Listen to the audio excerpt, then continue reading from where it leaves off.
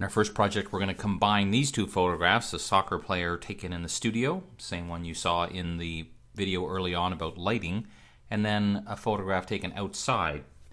Now the only thing that's kind of slightly unusual in this particular case is when I took this background photograph, I was kind of imagining this soccer player, Darren. So I took the photograph, this one, and I deliberately put it out of focus as if I was focusing on a subject in the forefront and the depth of field was putting the background information a little out of focus. And part of the reason, frankly, is there were wires, electrical wires up in the sky that I found a little distracting, and I think the soccer net was kind of facing the wrong way, so I just kind of tried to make it a little bit blurry, and also it's a little darker because the photograph itself was darker. These are both raw files, so we'll start off by opening our background file.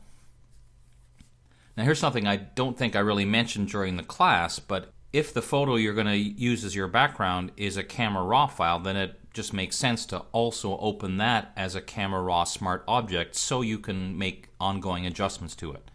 So for now I'm just going to darken the exposure just a little bit, got the clarity up a little bit, and the vibrance up a little bit as well. And then we're going to open object. Remember, that's because this is on Open in Photoshop as Smart Object. So if you don't have that already on, make sure you click on that link looking thing down here and turn that on. And once you've got that on, it'll stay on from now on. That was a lot of ons in one sentence. But anyway, so we're going to open this as our background image.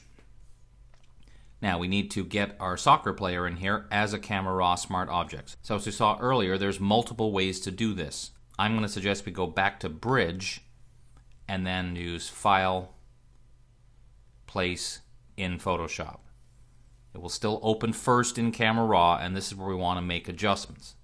Now, as you saw in that video on lighting, this photo was taken deliberately to be kind of dramatic, but to make life a little easier for my quick selection tool and refine edge, I'm going to push the exposure up because I really want to make sure I can see some distinction between his hair and the background. So I'm going to push these up just a little bit. I don't really need to push the highlights up though for now. That should do something around there. I just want to make sure I don't blow out anything else so much that then I won't be able to find that. And I click OK. Now as we know, this is a camera raw smart object, which means it's going to create a link back and forth. I think he's a little big, so I'm going to hold down Shift and scale him down just a little bit like this, so he's kind of in the foreground. Now, one of the things they teach you in photography is don't put someone dead center because it doesn't make for very interesting looking photographs, so we're going to move him just slightly off center like this. So now we have our two camera raw smart objects, and that gives us the benefit that on the one hand we can work with our selection and update the look of our soccer player, but also have a separate smart object for the background. One of the things I find usually helps is if you're working with something like the quick selection tool, hide the background temporarily just so we're really focusing our attention on our soccer player. And now we're just kind of drag around with the quick selection tool. This might actually have been a candidate for me to drag on the background instead and then inverse it, but I think it'll be pretty much the same. We just have to make sure we're not leaving out any information here. Now I can see there's little tiny pieces of string from the laces. I'm going to worry about those separately later on. For now I'm just trying to get as accurate as I can. I got a little too much down here, so we're going to hold down Option or Alt and remove that. And here, get the rest of as much as I can with his hair. And I'm not expecting to be able to get every little bit, but I want to get fairly close, especially when our subject, like in this case, Darren, has very short hair. Someone has longer hair, like flowing in the wind, then I would try to not potentially get quite as much and let the fine edge do its job. Here I press Q for quick mask just to do a quick check to make sure I didn't miss anything. I think I cut off a little bit of his hair there, but otherwise that looks pretty good. So now before I go to refine edge, we're going to show the background layer again. So as we know by now, because I've said it 1,000 times, we want to look at him in the context of the new background. The hard part here is we need to not be distracted by the fact that he's way too bright for the background and really just look at the edges to see how we're doing. So I'm going to zoom in a little bit, Command or Control plus, and then use the space bar so I can get the hand tool. And as always, the main thing I'm worried about is his hair. Because he doesn't have a lot of hair, I don't think that I would try to use Smart Radius, because I think the chances are it will do not so nice things to the hard edges that I want. So I probably would not do that in this case. What I would do is with our Refine Radius tool, the really small brush, just paint around the very edge, just trying to get a few more little hairs. And whenever I do that, I usually do a quick look on the black and white, and that's not bad. I mean, it's got a little too much gray in there, but we can work with that. I'm not worried about the fact that I can't see the laces here, because that would be too hard to get right at this moment. So for now, I'm just looking at it as it looks here. If you are concerned about any kind of little fringe, then you could move this slightly. I don't think I need to a whole lot in this case, because I think it's got a pretty nice separation. And of course, I want to make sure I'm outputting to a layer mask. Now, before I do anything else, including making decisions about his hair, I want to get him looking more like we want. So I'm going to double click, go back. One of the things I usually do is right away come in here and just go back to camera raw defaults. That'll put it back the way it was when I took the photograph. And before we do anything else, let's just see what that looks like.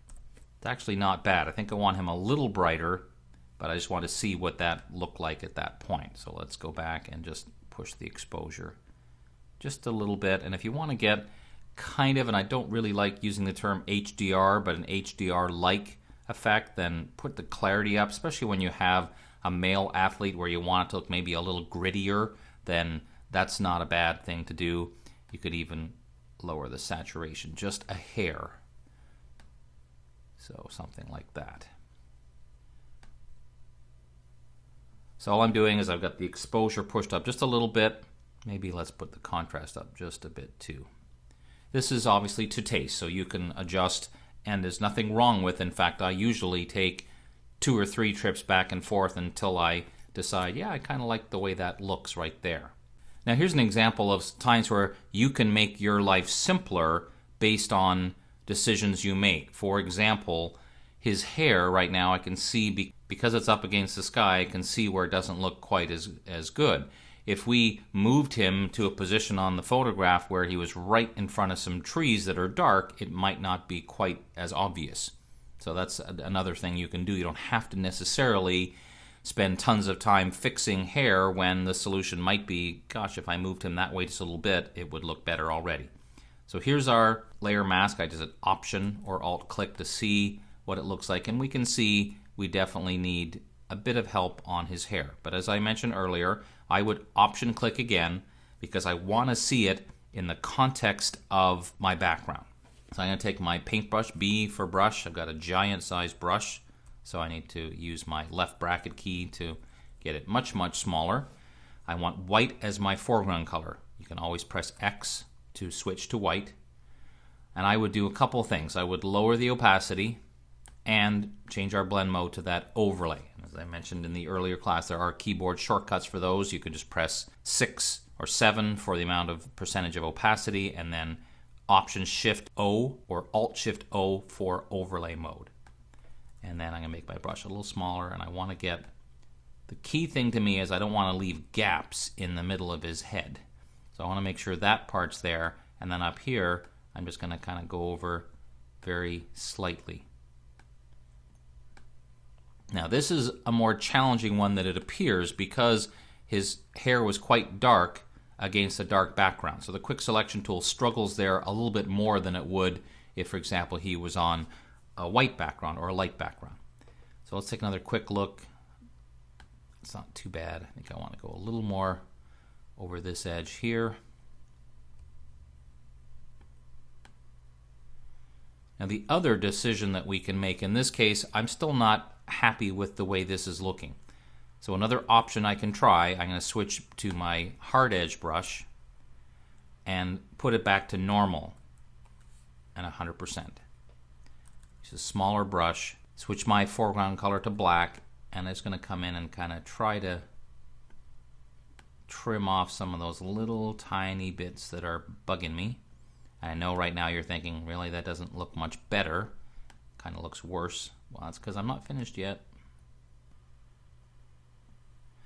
And then we would go back and do our little hair trick where I'm just going to take my paintbrush, go to my 1 or 2 pixel brush, go in here, shape dynamics, fade. That fade is maybe a little too low, so maybe 40 something. That looks a little better to me. Okay, so now I've got a new layer. I'm going to Option Alt click, and all I'm going to do is just paint some of those little hairs in there.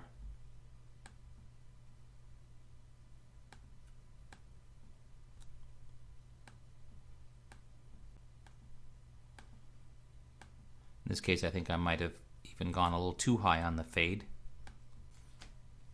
Now, one thing that is not a bad idea, this is sort of a little bonus technique, I didn't mention this earlier.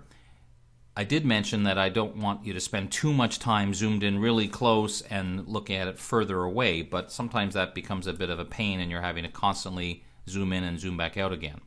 So here's a nice little trick. We go to the window menu, Arrange, and choose New Window for whatever the name of your document is. Then we go back to Arrange and choose Tile. And what will happen is, on one side, we can zoom in,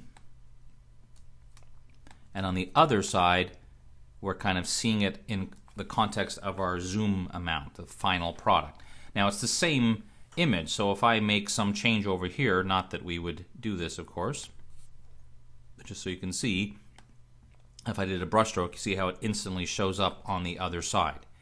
So that's just a nice way to, when you're worried about does this look realistic or not, any change that you make on one image is going to automatically show in the second view. So it's just 2 views of the same document. Now in this particular case, I think the last thing I would do to try to make this look a little more realistic is there's clearly a light source coming from this side on his face, so I want to kind of emulate that a bit. So I'd go to my background layer, add a curves adjustment layer, and I'm going to brighten things up. And right now, of course, is going to brighten everything up. However, adjustment layers do come with a layer mask. So I take my gradient tool, got the regular gradient going from black to white. And this means wherever I paint, initially I'll say don't brighten this part and then gradually brighten it. So here, for example, I'd start somewhere around here. Say I want this whole side of this to be darker. So I'm just going to drag in like this, and you'll see what happens is it now means this side of the document is just a little bit lighter. It's subtle, but you can see it's more emulating the fact that if there was light coming from here. And I think just for the sake of argument, I want to move him just a little bit over, something like that. Now, I just realized that the one thing I didn't do was address our issue with the little strings here from the laces. So let's take a look at that. Shift click on the layer mask to hide it. Then I would use a tool like the polygonal lasso tool just because it's easier. Go a little closer in, and then I'm just going to kind of trace over this, and then hold down the Shift key so I can start the second one, and then let go and trace over this one. And when I say trace over, I mean I'm doing a series of single clicks. With the polygonal lasso tool, anytime you want to change direction, you do another click. And I'm just making sure that I'm going far enough in that I'm overlapping. Now, if I shift click on the layer mask again, make sure you click on the layer mask, and then I want to fill it with white. White is my background color, so Command Delete or Control Backspace will fill with white. And then I've got my little laces there, which look better. They're kind of lost a little bit in the background, but I still want to make sure I just captured them to show you how you can tweak a mask manually on top of the other work we've done. Now, if this is a real project, I would save this as a Photoshop file, which will preserve the Camera Raw Smart Objects and every other work I've done, the masking, everything else like that, and then I can go back in and tweak it. If you need to, you can save a copy as a JPEG or whatever you want, but I would always preserve this layered document so you can continue to work on it.